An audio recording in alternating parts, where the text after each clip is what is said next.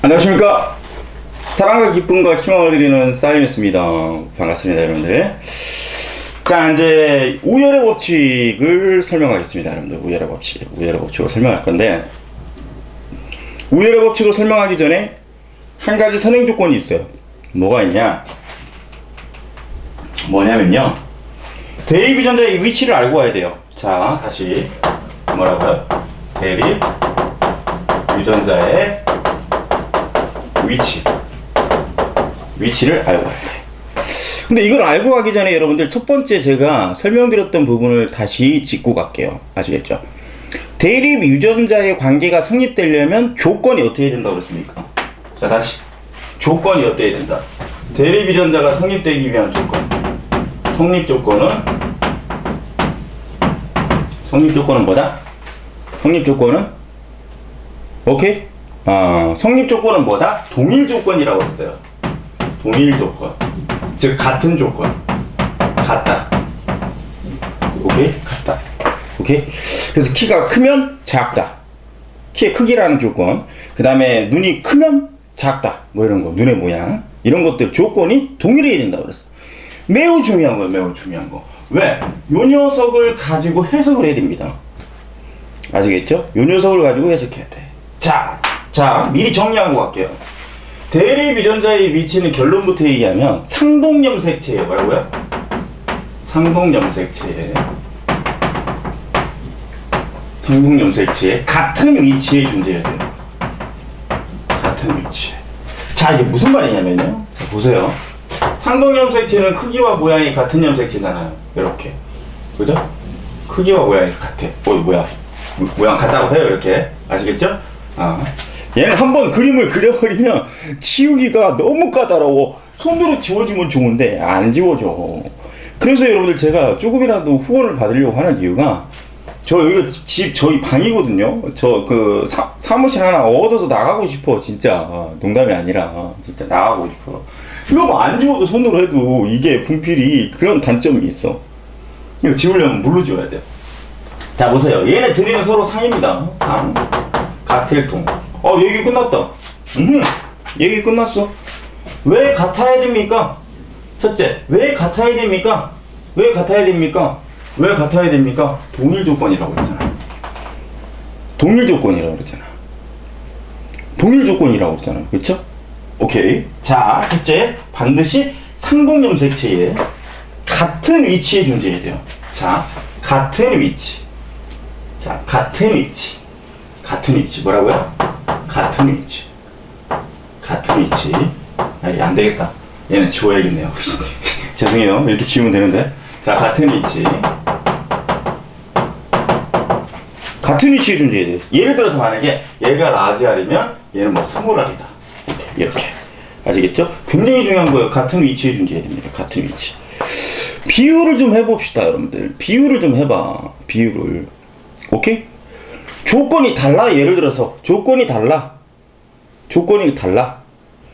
다른데 같은 위치에다 집어넣는다고 해봐요. 비유를 할게요. 쉽게 얘기하면 이렇게 얘기합시다. 동물원에 갔어요. 우리 동물원에 갔어. 자, 그러면 사자와 호랑이는 맹수니까 맹수라는 조건이 같은 조건이잖아. 오케이? 그러니까 얘네들은 같은 우리에다 집어넣죠. 사파리 같은 경우 같은 조건에다 집어넣자. 같은 위치에다가. 오케이? 타조는 뭐야? 타조울에다 집어넣어야지. 그쵸? 그래놓고 걔네들의 위치는 달라. 왜? 다른 조건이니까. 만약에 예를 들어서 다른 조건이야. 타조와 맹수는 다른 조건이야. 근데 같은 위치에다 넣었다고 쳐봐. 여러분들, 같은 위치에다 집어넣었대? 그럼 어떤 상황이 펼쳐져? 타조 너 죽으라는 얘기야. 타조 너 죽어. 너 우리 동물원에 온 게 네 인생이고 네 운명이야. 그러니까 너 여기 들어가서 니네 같이 놀아봐. 그럼 여러분들 타조를 맹수들에다 집어넣었어. 그럼 여러분들 맹수들이 이거 뭐야? 웬 떡이야? 이거 특식을 주시네. 막 이러면서, 응? 호랑이하고 사자하고 막, 야 오늘 뭐 파티야? 야 오늘 타조 포식이다. 막 마구 잡아먹겠죠. 안 되잖아. 서로 다른 조건이니까 서로 다른 조건을 갖는 녀석은 서로 다른 위치에다 갖다 놔야 되는 거야. 오케이? 그러면 타조 우리에는 타조들이 살 수 있어. 왜? 같은 조건이니까. 같은 조건이니까. 굉장히 중요한 거예요. 그래서 같은 위치에다 놓으라는 얘기예요. 아시겠죠? 상동염색체의 같은 위치에 존재해야 되는 겁니다. 아시겠죠? 오케이? 그럼 만약에 뭐 사람으로 비교한다면 사람은 염색체가 여러 개잖아요. 그러면 예를 들어서 라지 R과 스몰 R이 여기에 존재한다면 예를 들어서 라지 Y하고 스몰 Y가 여기에 존재할 수도 있겠죠. 아시겠죠? 오케이? 아시겠죠? 오케이? 이렇게 가면 돼요. 이렇게 가면 되는 건데, 자, 이제 여기서 기항이 나왔으니까 밥숟갈 하나만 더 얹히고 갈게요. 요 녀석하고 요 녀석하고 요 녀석하고 요 녀석은 모두 각각 떨어져 있죠. 자, 뭐라고요? 떨어져 있다. 떨어져 있다. 각각 떨어져 있다. 각각 떨어져 있다. 그래서 너희들을 우리는 뭐라 그러느냐? 독립되어 있다. 그래서 나중에 이제 이 독립의 법칙에 대해서는 배우게 될 건데요. 이렇게 떨어져 있어서나 있는 존재는 독립되어 있다. 아시겠죠? 독립되어 있다. 이렇게 부르는 거예요. 아시겠죠? 이 얘기를 왜 해드리냐면, 사이먼스가 지금 오프라인에서 고1, 고2, 고3 물리, 화학, 생명과학, 지구과학 4개를 다 지금 가르치는데, 오케이? 다 가르치는데, 과학은 전부 다 제 머리에 있습니다.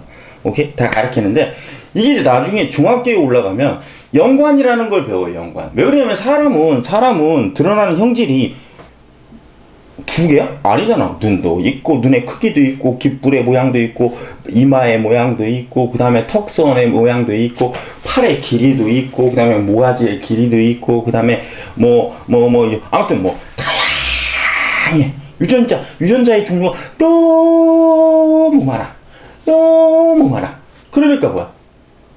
염색체의 개수는 46개밖에 안 돼. 23쌍이야. 그럼 그 23쌍에 무지하게 많은 형질의 유전인자를 대립 형질을 각각의 위치에다 다 집어넣어야 돼. 46개에다가 전부 다 집어넣어야 돼. 다 집어넣어야 돼. 그럼 어떻게 됩니까? 한 염색체에 여러 개의 대립 유전자가 들어갈 수 있어요. 그러면 한 염색체에 쉽게 얘기하면 엄청나게 많이 들어가. 그러면 이 염색체 안에 있는 유전자들은 서로 연관되어 있다고 불러요. 연관. 오케이? 걔네들끼리 연관되어 있다. 근데 이거는 고등학교 때 나와요. 고등학교 2학년 때 나와. 고등학교 1학년 때도 한번 나오고. 고등학교 때 나오니까 지금은 안 다뤄요. 중학교 3학년 아이들한테 이 연관까지 알려드리면요, 그리고 맨날 카톡 보낼 거야. 연관이 뭐예요? 그럼 나는 또 그러겠죠? 지하철에서, 맨날, 나 아마 이러다가 교통사고 나는 거 아니야, 혹시? 이러고 계속. 오늘도 한 40분 이러고 왔어요. 오늘도 한 40분 이러고 왔어. 꼭 퇴근 시간만 되면 질문이 막 쇄도가 미치겠어 나. 죽을 것 같아 진짜. 연관은 안 가르쳐줍니다. 알겠죠? 교과과정에 잘 안 나올 거예요. 아시겠죠? 그래서 얘네들은 독립되어 있다 이렇게 표현합니다. 아시겠죠? 그래서 대립 유전자의 위치는 굉장히 중요해요. 성립 조건은 동일 조건, 같은 조건. 그 다음에 상동염색체 같은 위치에 있어야 되는 건 동일 조건이니까. 동일 조건이니까 상동해야 되죠. 동일 조건이니까 위치도 같아야 되죠. 아시겠죠? 오케이? 좋아요. 오케이. 요겁니다. 자, 대립 유전자의 위치만 찍고, 다음 우열의 법칙 다시 찍을게요. 짜막짜막하게 찍을 거예요. 왜 그러냐면, 길면 안 봐. 그래놓고, 길면 안 봐놓고, 아부만 조금 봐놓고, 질문 연락 때려. 그럼 제가 물어보죠. 그 영상 다 보셨나요? 그러면, 땀 삐질삐질 흘리고 있어. 사실은 다 안 본 거야. 뒤에 거 다 안 본 거야. 그래놓고 나한테 질문 줘요. 그러면 나는 어떻게 하라고? 뒤에 거 안 보고 나한테 질문 줘버리면 나는 어떻게 해결할 방법이 없어.